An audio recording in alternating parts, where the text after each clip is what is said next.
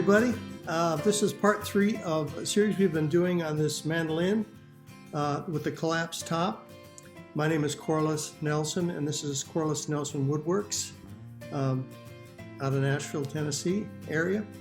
And I just wanted to share with you the progress we've made. Yesterday actually, we finished, actually it was the day before yesterday, we finished this side of the instrument with these small clamps that I was able to get. That worked out really well. Fortunately, the bar was a shorter distance, and so these shorter clamps had enough strength in them to close that gap. So we were successful in doing that. Today I finally made this clamp work.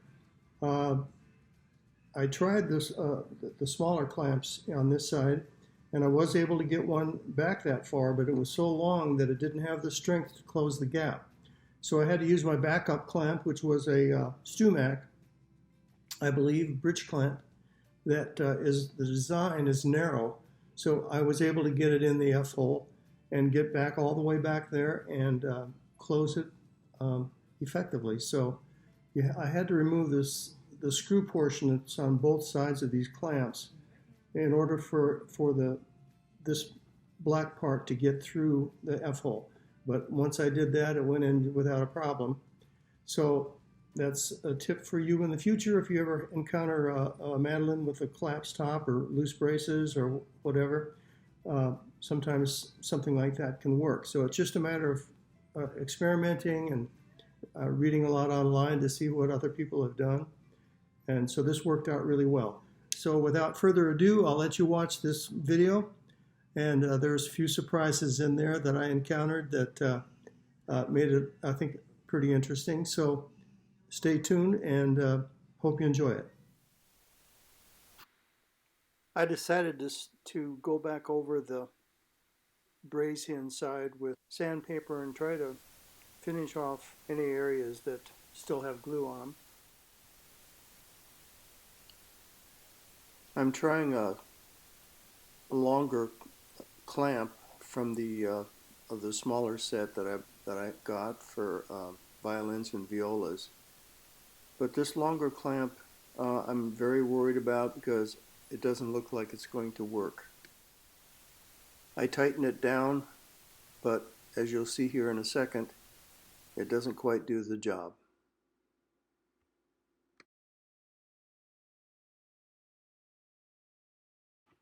Fortunately, I have a backup plan with my Stumac bridge clamp, and so I'm putting that in now with the screw portion removed, and it just glides right in there and is going to work really well.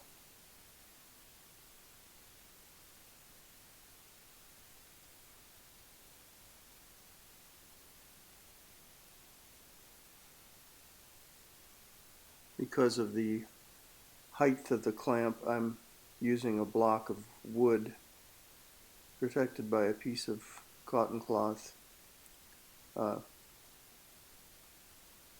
so I get enough height on the clamp to tighten it down. You'll notice that it seems like I'm being hesitant as I put this clamp on because you're not seeing the inside. I'm actually looking at a monitor, and that's helping me position the clamp before I screw it down. So the delay is me just trying to find the right position for the clamp. And as you can see here, it does a really good job of clamping this brace down.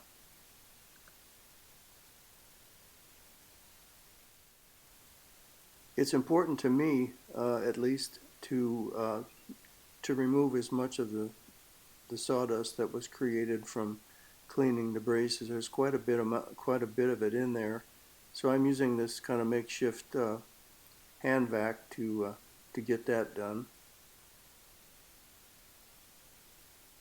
And then I come back after that with a little compressed air to hopefully get up under the over the top of the brace on the inside and get any loose dust that's accumulating in there. And I'm using my little tool for scraping the top of the braces to deflect the air to cover it. Now I'm starting the glue up process, and as you'll see here in just a second, had a little water in the line from cleaning out from the previous glue up, and so I'm purging that water.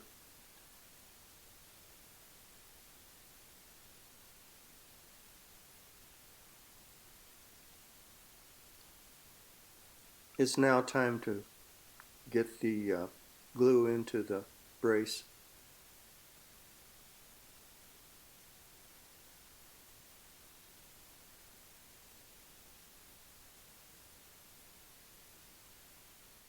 So I'm getting in there now with the glue, and really this was probably the most difficult part of the whole thing.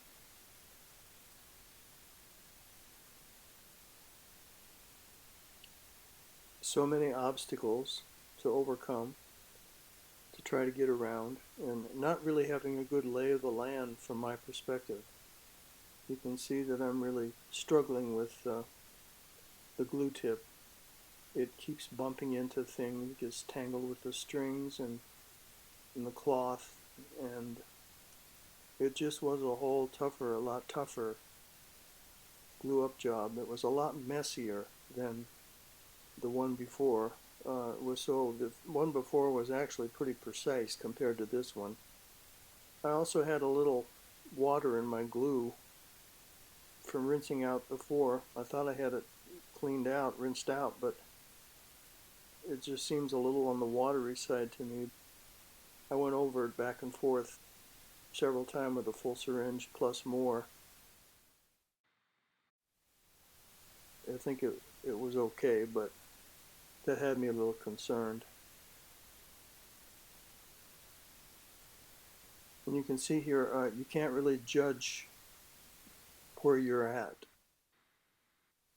The first time I tried it, it fell off the end because I couldn't quite judge where the actual tip of the brace was. Just slowly by trial and error, it gets easier.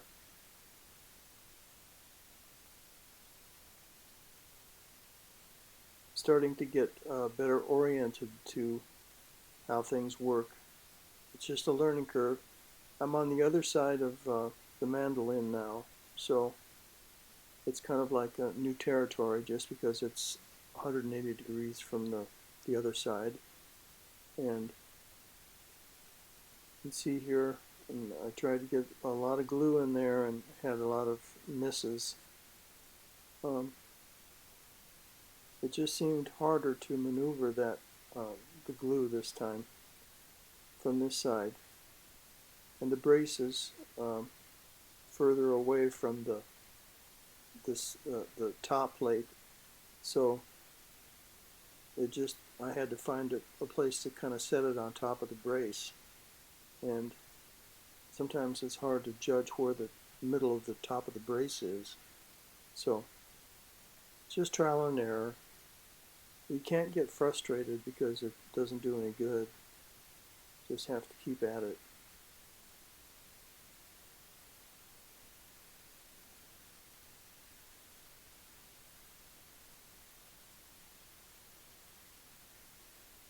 Slowly making it further down the brace here.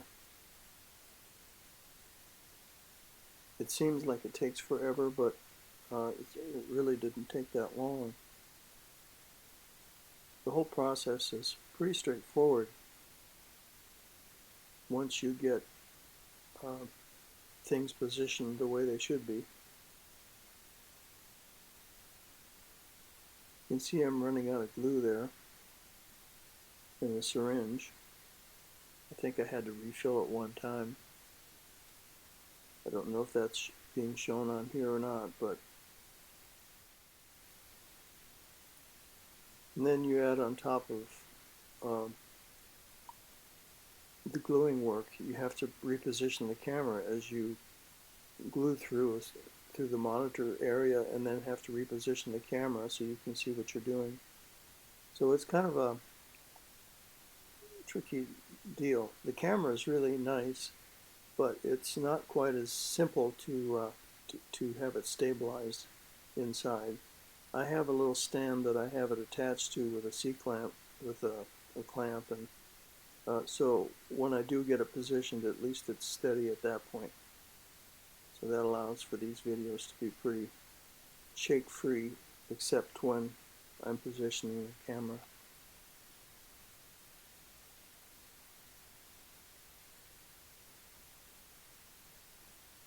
I went back down to the first area, the farthest away part, just to try to hit that again, and you can see here I'm missing badly. Fortunately, I have the towel underneath. I know this looks real messy, but I did go back after I had it all glued up and cleaned off those braces and cleaned up the floor of the mandolin, or the back. But I did get plenty of glue in there, so sort of a trial and error, I got it in there, and that was the important thing.